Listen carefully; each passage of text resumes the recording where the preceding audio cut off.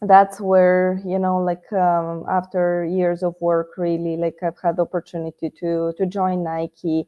And it was a really amazing opportunity because I think that I had really like a podium and a space to grow my leadership skills beyond even design morphing, that it's now 10 years old. Because again, like it's a really amazing company, like to do that. Hello, everyone, and welcome to another episode of the Creative Insider Podcast. In this episode, my guest was Pavlina Vardoulaki Director. She is designer at Nike for the 3D design of footwear, and she's also the co-founder of DesignMorphine, which is a very special advanced computational design school in Sofia, Bulgaria, but you can attend it digitally. So we have discussed her personal path in discovering computational design and advanced 3D printing, how she started the whole school with her partner Tsvetelina Georgieva, and also many more topics that are related to the design and architectural industry. So I suggest to stick to the end. Before we start, I want to remind you that you can support the Creative Insider Podcast by just commenting and liking this video, sharing it. This is all free things to do. But you can also support us by just joining the channel. You can become an intern for $2.99 a month, or a mid-level or a senior. You can see the different tiers with different advantages you have. Or by joining the Real Insiders on Patreon, and you'll be also... Every episode you'll be mentioned as a thank you, and you'll get access to these live streams of the podcast. I know it's a lot to ask, but this content production takes a lot of time and a lot of efforts. And if you like it, and if you feel like it's part of your life, and you have fun listening to this episode, please do consider joining. Thank you very much, and now enjoy the full episode with Pavlina. Hello, Pavlina. I don't know exactly what to tell you, because we chatted all the time in English, and now we understood that we both speak Bulgarian, so it's really funny. Yes, indeed. Yes, I'm from Greece and Bulgaria, so definitely Bulgaria is in my heart. I've been there for many years too, living. So it was really great surprise to hear that you're from Bulgaria too. I discovered you through your partner in crime at DesignMorphine, because she was posting pictures with you. What is the you're the CTOs, if I'm not wrong, and she's the CEO of DesignMorphine. Tsvetelina Georgieva. Exactly. Yeah. I'm very curious, because this is a unique platform you both, I guess, have started.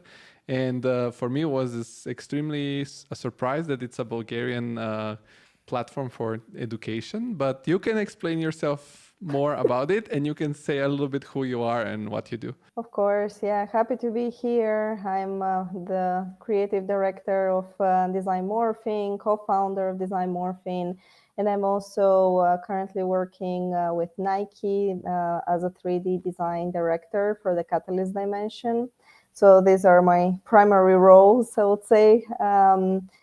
And I'm trained as an architect, so that's how I know Tsvetelina, and that's where everything started with us. Our journey about computational design started from architecture, and actually the University of Civil Engineering and Geodesy in Bulgaria. Crazy that I know that we Bulgarians are super strong in digital technologies, particularly the IT industry. But were you the pioneers, or was it already very developed, computational design in Bulgaria? Not at all. Not at all. When I started, it wasn't. I decided to become an architect at the time because I was very passionate about design in general, and I thought that was a great way to, express yourself. I saw a lot of the work of Zaha Hadid at the time, and that was what inspired me. So from the beginning, when I started, my architectural journey, I was fascinated by what could, be done with computational design and advanced design. And, it was something that I was always looking forward to, but there was nothing, of the sorts in Bulgaria at the time. So that was always my dream, even starting, in the university, that, like I'll learn more about the skills and I will be able to share them with my community, firstly in Bulgaria, and then I couldn't have imagined that it would be with the rest of the world too. What year did you start learning about Zaha Hadid and understanding what's the software behind those projects and all the skills you wanted to then build up to achieve similar results?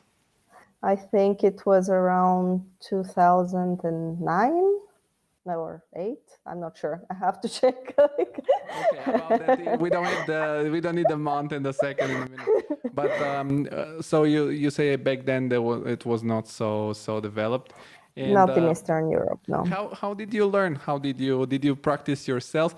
And also one thing that it's very interesting in learning this kind of skills is that it's a little bit very difficult to get from zero to something. And I think once you start understand that something, it's a little bit easier to build upon. How did you overcome the frustration? Probably initial, if there was some, maybe you're super talent Oh, that since the first no, try was no. super good. I'm really bad. Like I was very bad with computers. I literally did not have a computer until I was 20 years old, like to that point, So definitely, I was learning how to even like use a computer at that time.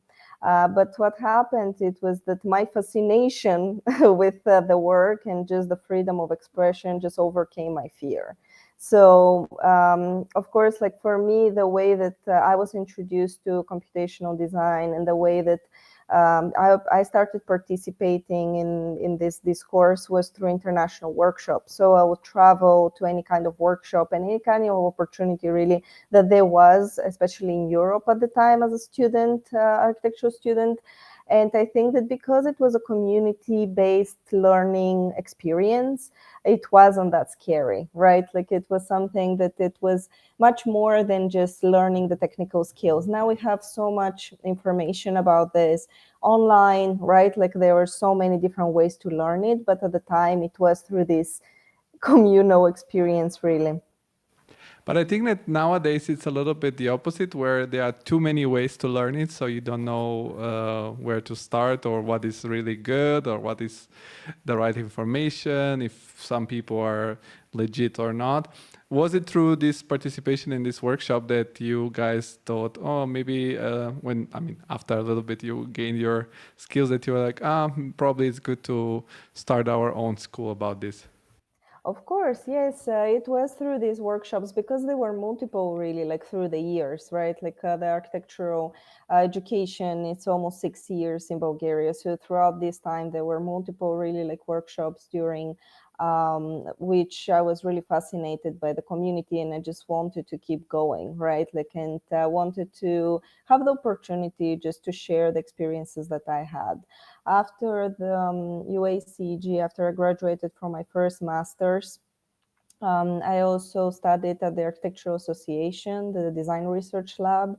So I feel that like at that time, even though I was still a student, that's when things really like started with Svetelina. We were very passionate about the design, and I was sharing with her my experiences.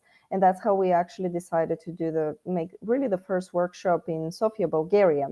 And as any proper startup, we actually started from the garage of the university. So that's where the first workshop was. But it was really an amazing experience. And we just kept going, kept organizing those workshops in Bulgaria. We then had also the opportunity to collaborate and bring on Michael Pryor as a partner and creator in DesignMorphine, and we expanded like with time. We had so many friends and really amazing designers that became part of it. That was something that was very special to us. It wasn't just the knowledge itself, but it was just the community that was forming around it. And it was because through all these years and the knowledge that we were accumulating, we were having the opportunity to really work with these people, but after the workshop is gone, like, or like the specific project or job that we've had, like, is gone. There was no more opportunities for us to collaborate, play, design, imagine things. So DesignMorphine became that space, like, for us to share those experiences and to keep in touch with each other, and keep being in each other's lives, even though we might not be in the same geographical location. Yeah, and did you both went to London to study, or you were in London and then you were still in touch with Svetlina? I was the one that went to London at the time, yes. Did you go to the AA because you discovered that that's maybe a stop in between you and Zaha Hadid Architects to start there, or you were I just thought passionate about the program there? I thought so, yes. At the time, like, I knew the connection that the DRL had with Zaha, but I was also fascinated by the work, and that's why even as a studio, I was actually in Theodoros Spiropoulos studio. So it was much more about self-assembly robotics. That it's a totally different topic than what it's taught in Patrick's studio.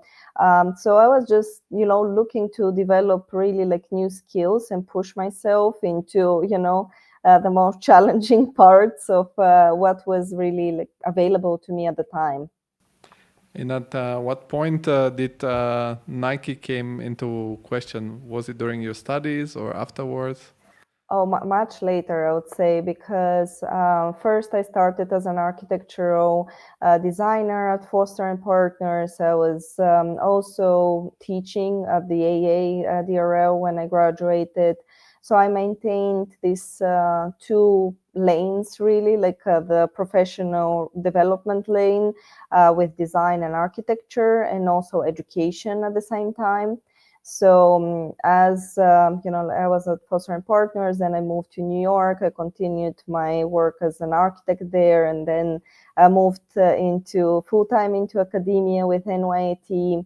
At the same time, I've had the privilege, like with DesignMorphine, to teach different collaborations with DesignMorphine and Harvard, GSD, or MIT and Open Style Lab. So they were really, like, fascinating and fun endeavors that were going on with DesignMorphing at the same time. And that's where, like, after years of work, really, like, I've had the opportunity to join Nike. And it was a really amazing opportunity because I think that I had really, like, a podium and a space to grow my leadership skills beyond even DesignMorphing, that it's now 10 years old. Because again, like, it's a really amazing company, like, to do that. Indeed, indeed. And you mentioned you work at Norman Foster Architects, then you went to New York. I don't know if at the same company or another one. Were you always active on the side to do your own projects or the projects with DesignMorphine maybe, to create a portfolio? And was it your wish to leave architecture, or it just happened? It was my wish, yes, because I think that we are struggling a lot, like, in our architectural industry. Like, that's not a secret. So I really wanted to have different kind of experiences. That's one part of it. But on the other hand, to be honest, I was very fascinated by just computational design and how it could be applied to different industries. So I was really looking forward to different opportunities to do so. And that's where collaborations also with the AA and Ferrari came along, or the AA and the Louis Vuitton retail space came along, like, and all this from the lens of advanced and computational design.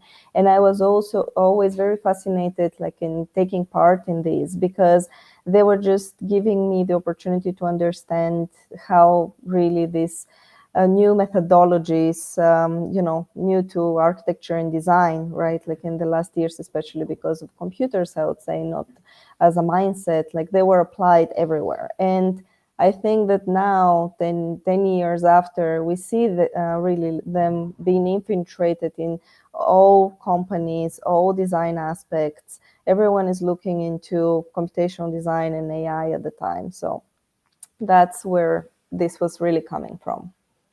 I see. I see.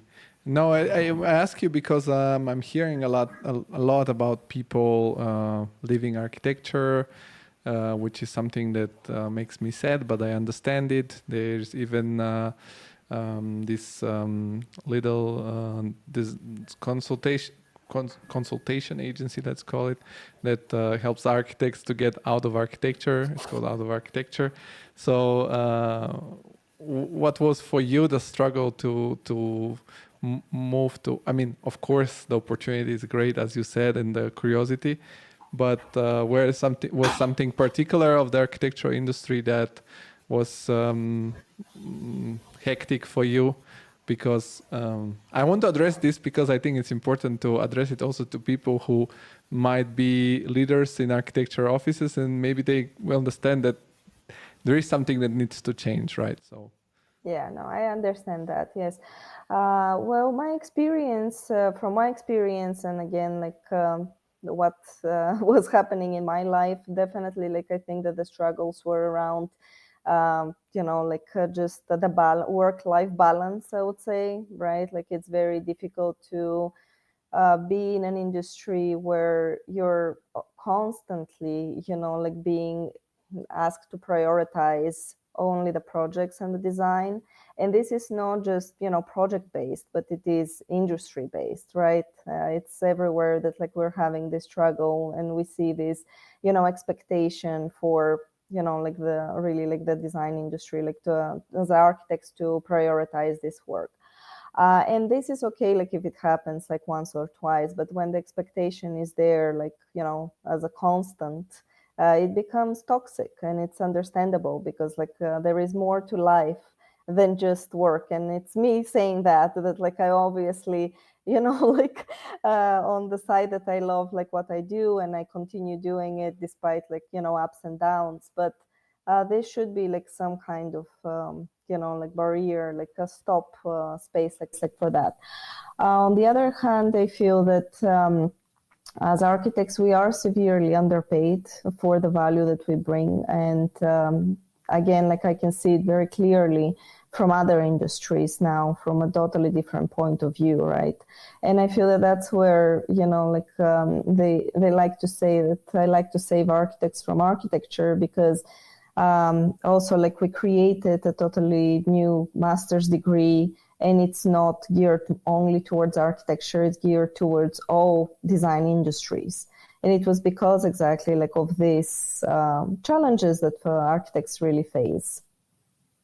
yeah, I think that maybe also the way we are paid should be changed. I think that but that's a whole other topic. Maybe if you put a bonus if the project is profitable, and then I don't know, give more freedom and flexibility, in the sense that if somebody works to death for a few weeks and months, then can have a little bit time off. There are some systems that can be put in place, but I totally see. But that's a whole other topic that could be another podcast alone. And you mentioned was super interesting to me about you and your background is that you mentioned that DesignMorphine, it's now after 10 years, as it's established as one of the main platforms to learn these skills, this technology. Now also there are new things coming into the whole arena, like AI and so on, generative design. How do you, and you mentioned the collaborations with Harvard, GDS, no, how it's GSD. And how do you put yourself on the map? Now it's very established, but for me it's interesting. You started these little workshops in Sofia, in Bulgaria. Some people showed up. But how do you go to Harvard or to MIT? I saw last year you had some sort of collaboration with Microsoft. You were in Miami at the art exposition. How do you knock on the door at someone and say, hello, we want to collaborate with you? Well, we don't. Like a lot of times, it's not that like we are reaching out. Other times, like it might go both ways, right? Like it is about just connections. But to be honest, like at the time, we didn't know what we were doing. We were just excited, like to be, connecting with people. And I think that was, like what was very, very like prominent in like exactly like the beginning of DesignMorphine. And because it wasn't just one person starting a new endeavor, like, and you get second guess yourself and you can stop, like you're, like a whole, like a group of like 20, 30 people. Now we're 60 people actually, like in DesignMorphine, right? Like, so it gives you energy to keep going and continue communicating with them, because I think that's where all these opportunities are coming from. It's just from, like the perseverance, the excitement, the work, and the community, because like through this community, then these opportunities become available, right? Because now we have so many of our students becoming educators, right? Like, and creating these opportunities themselves. And, like now I think that like after all these years, it is like evident, like, the DesignMorphine is, like what DesignMorphine is, and that we're very passionate about the community aspect of it, as well as the learning and, like the opportunities that it presents. So as far as now, for now, I have understood the main activity of DesignMorphine. It's this PhD master program for 1 year, I think it lasts. Correct me if I'm wrong. There are two endeavors here, actually. We do have the workshops that are still going on online for now. We're hopeful that we'll bring up some of the OG workshops back, like live. But yes, for now, we're focused on two endeavors. One is a Master of Science degree in Advanced and Computational Design, and a PhD also in Architecture and Advanced Design. And they're both accredited and fully recognized by the UACEG, which is the University of Architectural Civil Engineering and Geodesy in Sofia, Bulgaria. So we're in collaboration with the university. It's the master's, it's 9 months experience, while the PhD is 3 years. So they're very different, like in really like the topics and things that like, like are available to the students. The master's degree, it's organized in a unique way, building up the skills of the students. So we have 5 leading design chapters and 5 supporting labs, so more on the technical and conceptual side. And the 5 leading chapters are about, they really work as stepping stones. So starting from chapter 1, where we were envisioning a new body, and then creating a narrative around new world and building cityscapes and reaching the state of cosmogony. While when we are talking about the PhD, the experience is very different. We have 12 different pathways, and really the experience is more geared towards research, and it is a much longer endeavor, but it is, more like a research-based project. While with the master's degree, I would say it's a faster endeavor, right? Like it's only 9 months, but it is quite interesting space, because now we've seen a lot of our students graduating from the master's degree, and they're venturing into, again, like different industries, different opportunities. They're coming out with a lot of technical knowledge and understanding, but also very strong design skills to be applied in both industries that manufacturing is prominent, or really like other industries like the NFT or metaverse, or, game design. And we see them really going into both paths. So from what I'm hearing, the PhD, it's more for people that are already involved somehow into this. and then they do research for 3 years with you, and then the master that it's 9 months. It's more like to I don't know, to develop your skills. But in order to join this master, do you need to already be proficient in certain softwares or have deep understandings and then build upon? Or you can join DesignMorphine as a completely newbie and then learn? We have some complete newbies that are really, really amazing, to be honest. That's, I think, that the magic of DesignMorphine, that because we started from workshops and we weren't really choosing at the time who we teach, right? We were very open to whoever wants to learn, we will teach them. So that was very much in the core of DesignMorphine from the beginning. And with a master's degree, of course, the policy is very different. There is a portfolio selection and so on, but we still keep the same mindset of that we are starting from the beginning and ramping up. And that's what, I would say, what is special or different about what, we offer as educational experience. And again, we've seen some really amazing people coming with, only Illustrator or Photoshop knowledge because they might be from a different design industry, like the fashion design industry or, industrial design. And they might have, in 9 months, they might be very, very strong, actually, computational designers, advanced designers in their field. And I've had the privilege to witness some of those stories already. Cool. And what kind of softwares do you teach them, or they get to pick among several, or do they learn all of them contemporary? How does it work? So, because it's a very, the whole logic of the masters is created stepping stones for learning. And what I think that was missing in education, when we started, in general, the teaching of computational design, was that, this parallel learning of different softwares that are different languages, right? So here what we're doing with the masters is really creating the stepping stones. So we are teaching polygonal modeling with industry standard, really, programs in order for students to be able to navigate then, their professional career. So we're working with mostly with Maya, ZBrush, Blender, right, when we're talking about polygonal modeling. And then we're introducing more subdivisions modeling, NURBS, and then venturing into Grasshopper, building a lot of those skills into chapter 2 when we're talking about what we call a corpuscle, or really the living quarters of the new creature and the new space that we're creating.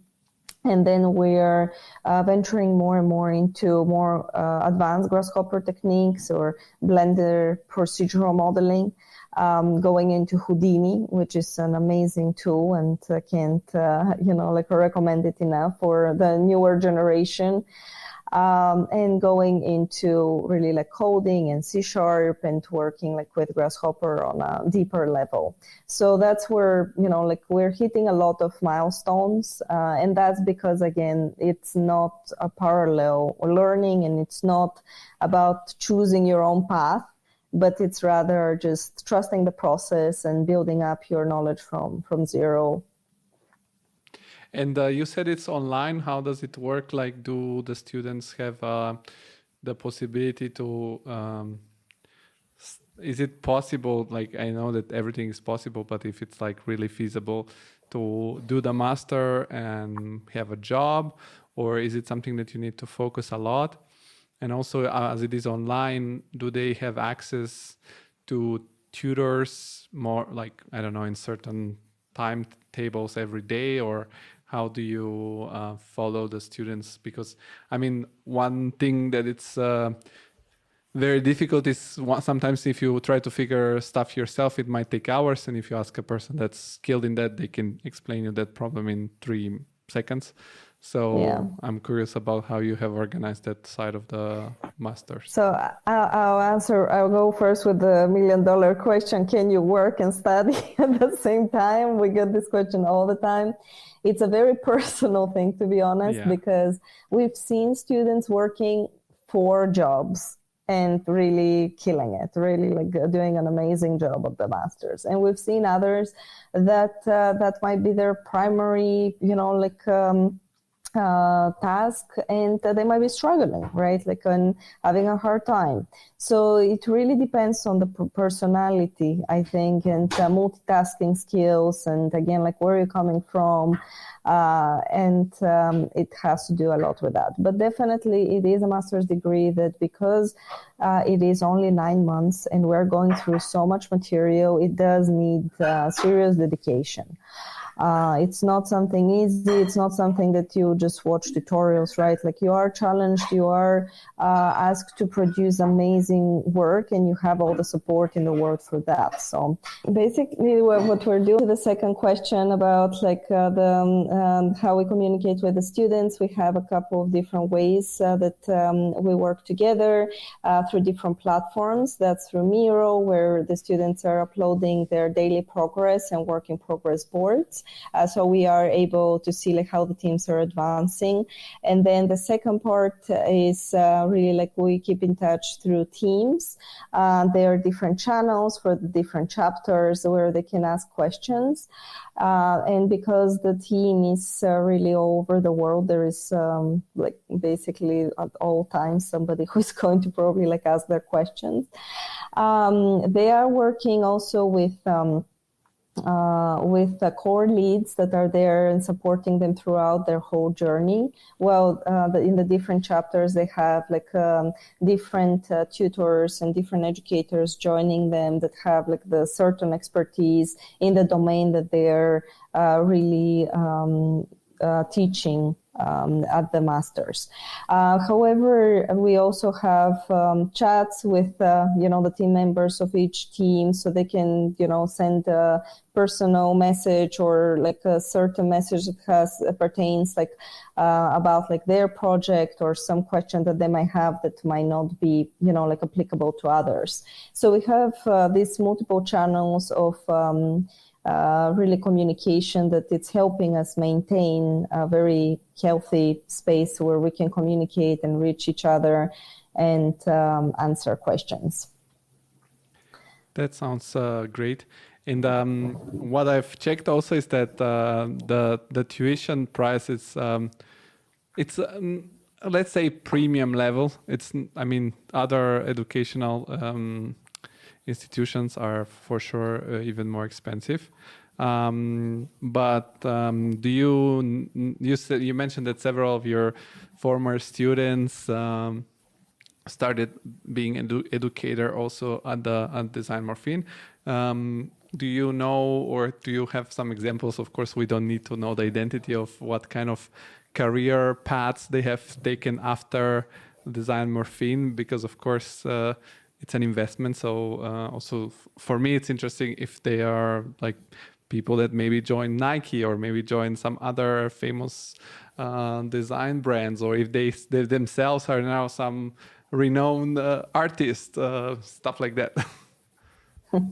Yes, we have some students that have ventured into their own design platforms and businesses, like Nosales, like about footwear. We've had some of the students like joining Nike, others Bombardier, or depends on they want to continue with architecture, like MUD architects or other offices. So it's very, like different pathway. We also have a lot of the students actually getting more opportunities working in the as educators in other universities, and they're getting more and more opportunities from as being connected with them to go into more exciting endeavors for them, or they may choose actually to go into other universities like the Angevante and continue their education, or in London again, like the Royal Academy of Arts. So it really it's a very different path. And that's, I think, to be expected because, again, coming in, we have students that might be engineers, roboticists, architects, fashion designers, industrial designers. So again, like it's very understandable that then, going out of the program, right, like they will venture into very, very different spaces. I see. One thing that it was really cool to me when I discovered DesignMorphine and discovered you and Svetlina is that you have both women and you both have started this thing, and which is really cool. But I was curious, what is the differences in your roles? Because you're, as you said, more the creative director, and she's the CEO. So what you're more curating maybe the educational programs, and she's more into the connection with, as I said, Harvard and also Microsoft. I don't know. Well, things are not so cut and dry in, like smaller, like startups, I would say. Like it's still like a small company, right? But we have, she's definitely like working like on, like as a CEO. We have also another partner who is Michael Pryor, who is actually like the design director. So how we work, it's very, like it's been 10 years now. So I'm more on the get very excited about new endeavors to be honest. And then like I do, I am very interested into seeing different ways to do, different work that has been done in a certain way in the past. So for instance, with a master's degree program, right, like we scraped absolutely everything that was already existing and rethought, like a totally different way to, accelerate the educational process because, again, like computational design is not something easy. Michael Pryor, he's mostly focused on design or our partnerships with design. We've had the privilege to work with Arturo Tedeschi. We've created the Horizon Lamp, so that was a collaboration that he led primarily, like with Arturo. Different kind of collaborations, as I mentioned before, they just come from different, really opportunities that arise. So that's where, like it really depends, like how really like this connection came to be. But Svetlina is quite involved with this part of the business. And she also is, like she's never giving up, which I love about her. So even if I have an idea or something crazy, I know that I will always go to her first. Right, like, and she will always be super supportive and never give up until she figures out the way to make it happen. So definitely, that's a little bit like of the inner dynamics of the team. How do you guys work together? Because if I'm not mistaken, you should be in Portland, right? Yes, and she is with in Michael. With Michael, yes, we're in Portland. Svetlina is in Bulgaria, but all our team is really everywhere in the world. So I think that that's why that's not something that really like it's a hindrance to us. We have, like a chat and we communicate all the time. We just have our notifications off, to be honest. So no matter where we are, if we're traveling or, we're in any place in the world, really, like we are able to communicate in this way. One thing that I was curious is also the demographic of the students that join, because since I started doing this podcast now 3 years, I think that mostly the people that are interested into learning more, doing the extra, walking the extra mile, getting curious about people like you and all the other people that have been on this podcast are generally coming from the more emerging economies in the world, like, I don't know, Asia, South America. Like, I have the feeling that the Western side of the globe is not so hungry like to for success and for learning and for getting better. Do you have similar observation through the demographic of your students, or it's actually very mixed from equally all over the place? I would say it's mixed, and that's where we also create these different groups based on time zones. We see a lot of interest, definitely, from India and from the United States more than Europe. So I can see where your comment is coming from.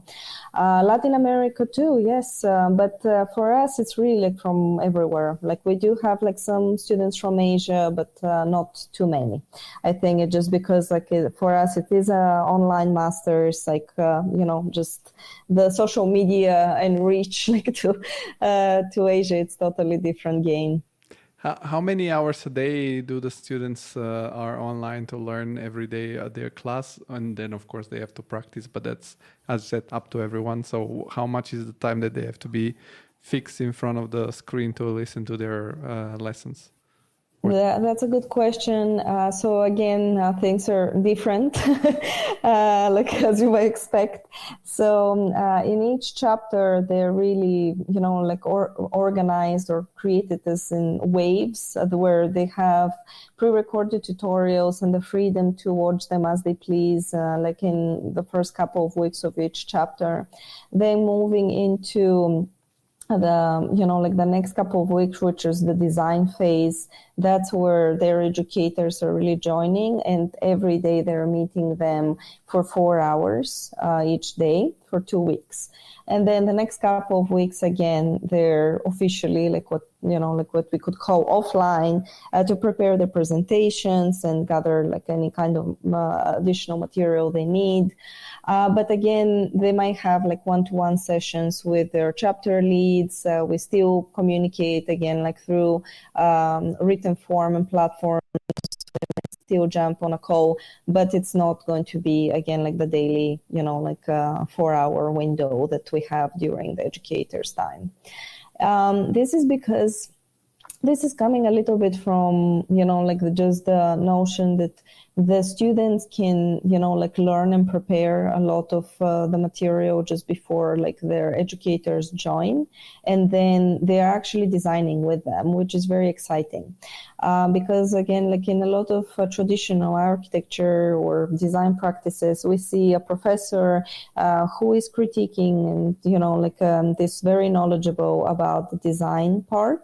But then we have educators and tutors that are only, focused on the technical part. And there is a disconnect there, right? And especially for students that they might have not ventured into, any kind of three-dimensional practices, any kind of really software. So that's where here in our masters, the educators are from both sides, technical and design part, they're the same person. So they can be talking to the students about design and trying to make it better and try to give them their opinion about it. But then we also have the other aspect, which is that they can jump in and really help them hands-on with a technical question or challenge that they might have. And I think that that's a lot of, the strength of, the program and the ability to move forward faster than a conventional master's degree. And I was curious, how were you accepted by the traditional academia, because clearly your platform is something disruptive, it's something innovative, but you have collaborated also with very established institutions. Is it also because the university in Sofia it's maybe more emerging on the global, it's not so international as other institutions that has embraced this and said that this is something cool, we want to use this as our rocket to show that we can attract students from all over the place and become an attractive university. What was how did you resonate with the traditional institutions that we know are very traditional? It's a great question. It's again through just the perseverance of time and not giving up, to be honest. because again, the dean of the architectural department at the UACG, Orlin Davchev, he has been really a pioneer, and he has been really seeing really like what the power of computational design can bring. And in the university itself, they do have courses and they teach computational design. And these are, again, like students of DesignMorphine that are really in this university and spearheading this endeavor. For us, we're more focused on the programs that, like we're collaborating like with the university. I think that you're, spot on, the opportunities that they see about growth and about also putting the university on the map for, again, more international reach and endeavors. I'm personally, and I think Svetlina too, we're very proud that it is a Bulgarian university, just because we are, from Bulgaria. So it's absolutely normal. That's our university that we graduated in. So, it really matters a lot to us that this is happening through them.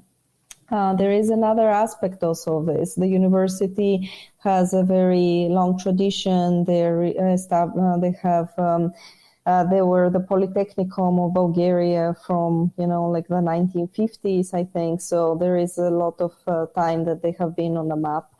But also their accreditation is very, very strong. And we are able to see now with our graduates, again, from all across the globe, that the university's accreditation, it's really powerful, and it's being accepted all across, the globe. And that's something that definitely I've experienced as a graduate, but also we see this now with everyone else's journey.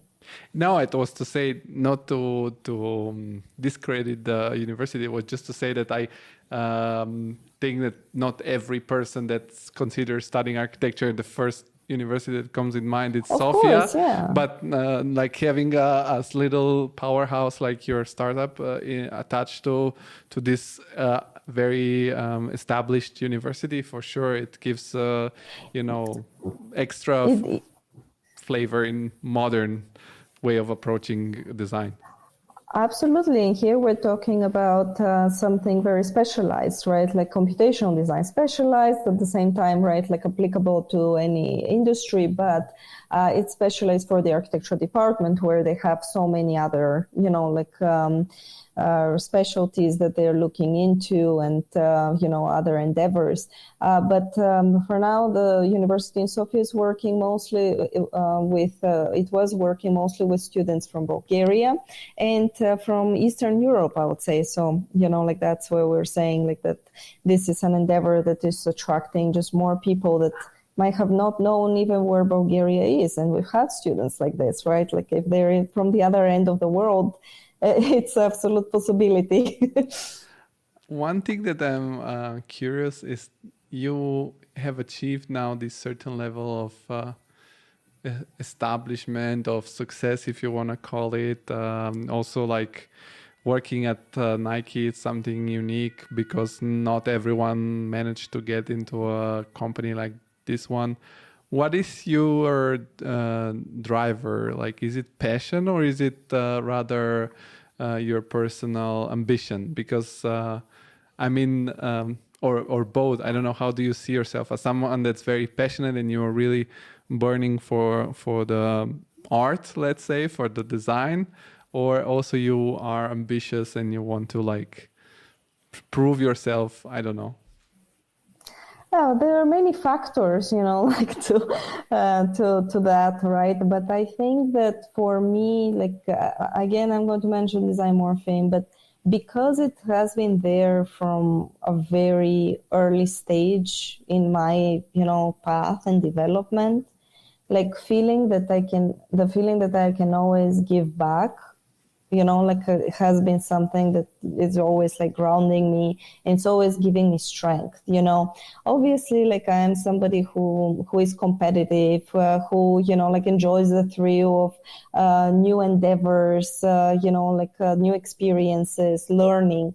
But I think for me it just goes beyond that, because there is a purpose, like for, like my growth. I feel that like I want to grow because I want to be better, like for others. So that's something that, like always gives me the strength and motivation and passion to move forward. The other aspect of this is like I moved from design, right? Like I'm designing myself to empowering others to do so. And I think that like in a lot of situations like this, we see a lot of, managers, leaders, feeling, a little bit like that they are missing their previous role. In my situation, in my case, this is not exactly like this, because I feel that, like the successes and the designs and all the, really happy moments that are happening and achievements and growth that, the students are achieving, like I feel that I'm part of this. So it's, it's really something that gives a lot of energy and passion and excitement. But it is very human-centric, more than it is actually design-centric, I would say. Yeah, I was asking because, when you see people like you that have achieved like something that to me it seems like a lot, like, I don't know, maybe because people underestimate themselves. Maybe for you it's something more normal, but looked from the side, it's something like remarkable, very remarkable. I was curious because everything that you say, it's very nice to get better every day, but it involves a lot of sacrifice. And in order to make this sacrifice, you have to have something beyond, beyond, I don't know, maybe the monetization or beyond like, and it has to be whether passion or ambition. I don't know. And how is it seen? How it has been seen through your career from your other employers, this thing?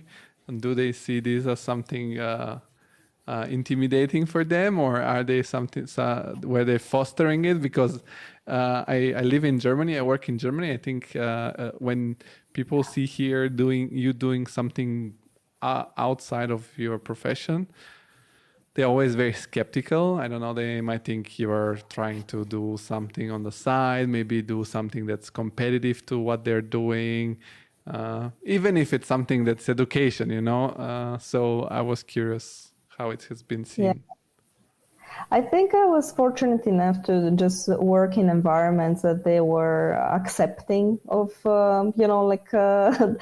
this endeavor. And it was because, like, they didn't see it, I feel like, as a threat, because it is an educational practice, right? Primarily. So it doesn't really, there is no conflict of interest really, like with, every other endeavor. And, a lot of times, like through these other practices, there might be, again, like an opportunity in the future for collaboration or, working together in the future. And we've done that, again, through the years. I'm just trying, to be honest, to just sense, the environment and do the right decision for me. But DesignMorphine has been always there and has been always a non-negotiable, and it was something that it's very upfront, and actually people are reaching out because they know DesignMorphine, right? And because they appreciate just the growth and what it brings to the table. So for me, it has been the opposite effect, right? Like somehow I skipped this part. Maybe I was just lucky. or maybe I wasn't that vocal in the beginning, about it.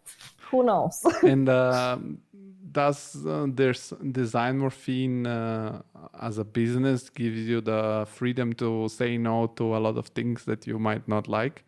Because I don't know if of course if you could you do only DesignMorphine without another job, and that would be enough for you? Like to pay the bills, not as a personal reward, but because this is something that plays a factor, right? When somebody tries to force you to do, not force you, but when you have a negotiation and when you have a certain freedom to say no, then it's easier to do it. I don't know if I've had this kind of mindset, to be honest, through the years, because again, I am, living in other countries, right? That are not really Bulgaria or Greece. So just the expectations of daily life are very different, right? And what you need in order to survive. But I think it was more, that as I was building, my skill set and my portfolio and just, different experiences, I was just always very mindful about what this experience would, entail and what, how I'm going to be growing with it. So my primary, mindset hasn't been finances, not because I was very comfortable. I'm not coming from a background that actually, was able to support me if I was, I was going to starve. But, I had this mindset that I need to take the decision for myself, or where am I going to grow and learn and become better. I think that's the difference. So, the lifestyle portion of it or the financial portion of it has to do with it when you don't have any other means, right? And when you're, not going to have a roof over your head.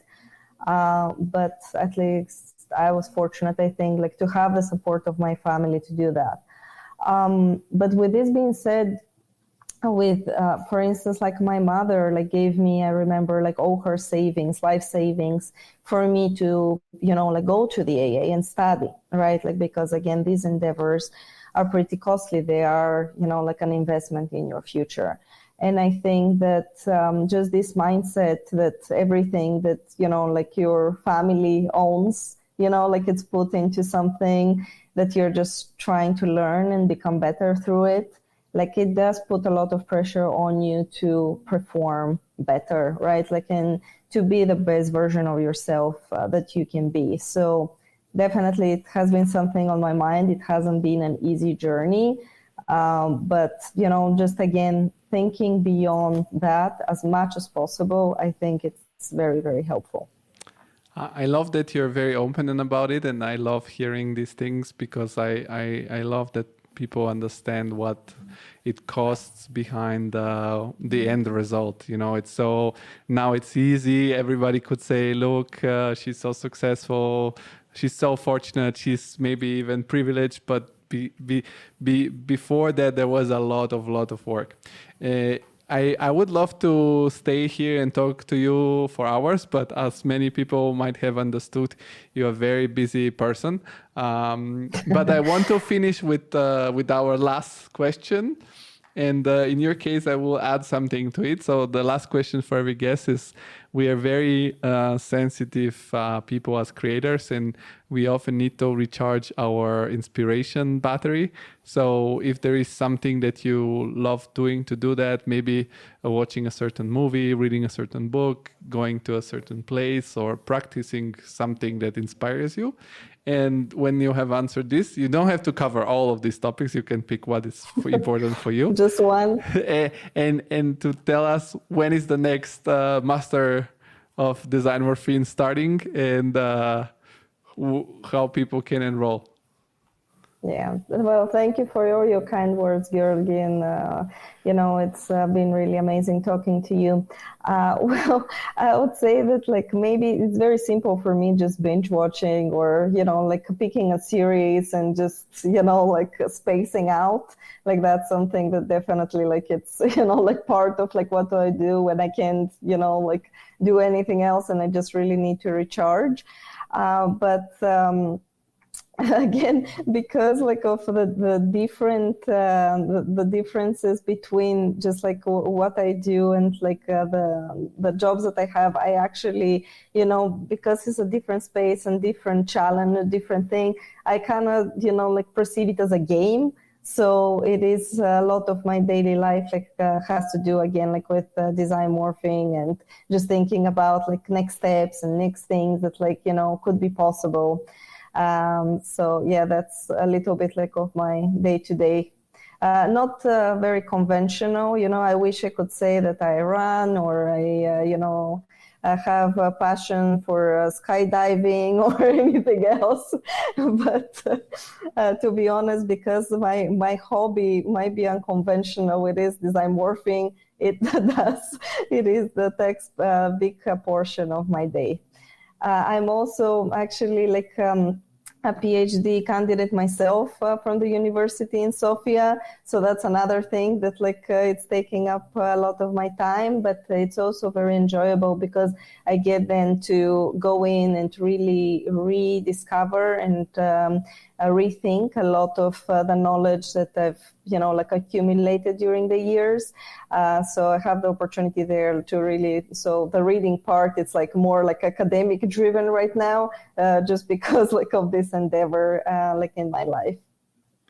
And when do people can enroll for DesignMorphine in the next possible time point? So we always start with the masters every September. So the cohort for this year has already started, but we have opened our applications, and there is always a link to reach out to me personally.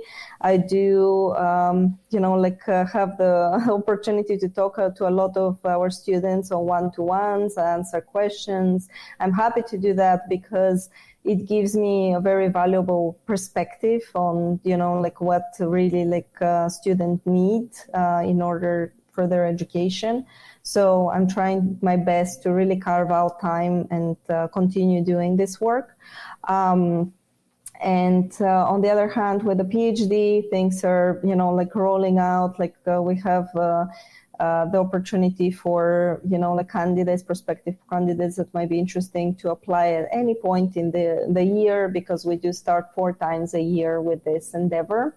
It's very personal and self-driven. There are some amazing mentors that are there during the journey of the candidates. But the application process is open throughout the whole academic year. Great.